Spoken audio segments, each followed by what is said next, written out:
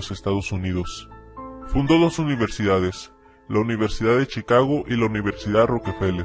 Revolucionó el mercado de la medicina y su fortuna fue tanta que se estima que ni 15 generaciones podrían gastarla, incluso si derrocharan el dinero a más no poder. Este hombre está considerado como el más acaudalado de la historia mundial, fundador de una mítica familia de multimillonarios. Y en este video te quiero contar cómo fue su historia. Él era Rockefeller, un niño de escasos recursos de tan solo 6 años de edad, descendiente de inmigrantes alemanes. Sus padres difícilmente podían mantenerlo a él y a sus 6 hermanos, por lo que fue obligado a trabajar a muy temprana edad. Entre sus actividades se encontraba el recolectar piedras, pintarlas y luego venderlas a sus amigos, el lustrar zapatos en una plaza de Nueva York y el retirar la nieve de las banquetas de las casas en invierno. Él era muy trabajador, pero ni con todo su trabajo podía ayudar significativamente a sus padres, quienes cada vez se les hacía más difícil la vida en Nueva York, cuya preocupación él resentía constantemente.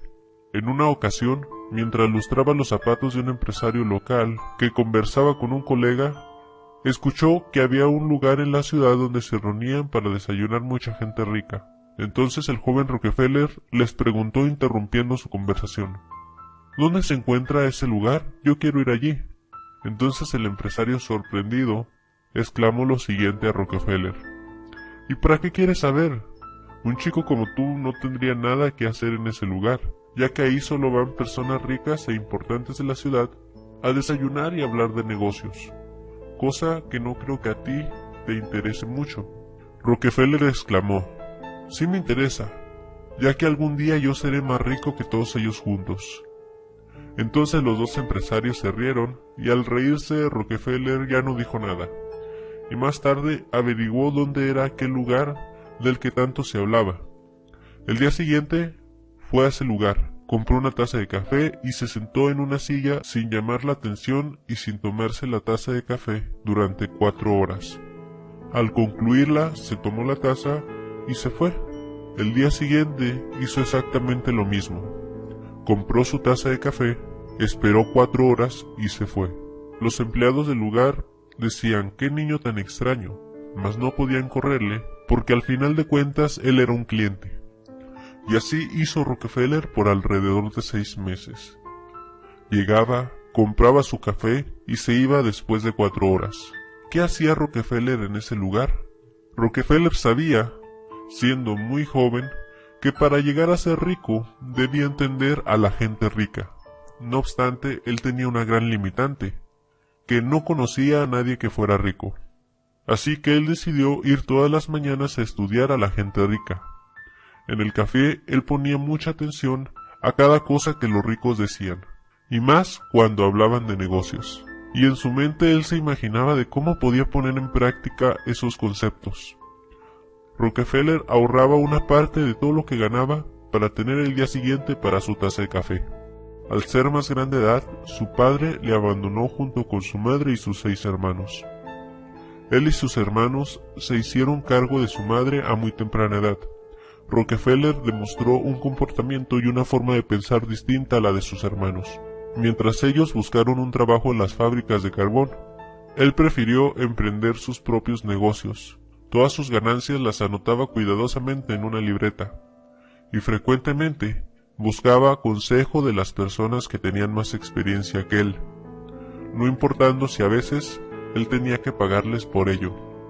A los 16 años de edad, ninguno de sus negocios había germinado adecuadamente, por lo que decidió trabajar y seguir con sus negocios en medio tiempo.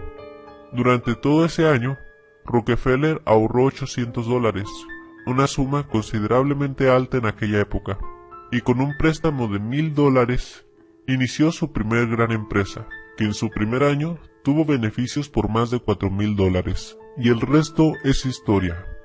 Rockefeller empezó a contratar a personas más calificadas que él para aconsejarle en los negocios, y poco a poco formó un imperio que lo vemos hasta nuestros días.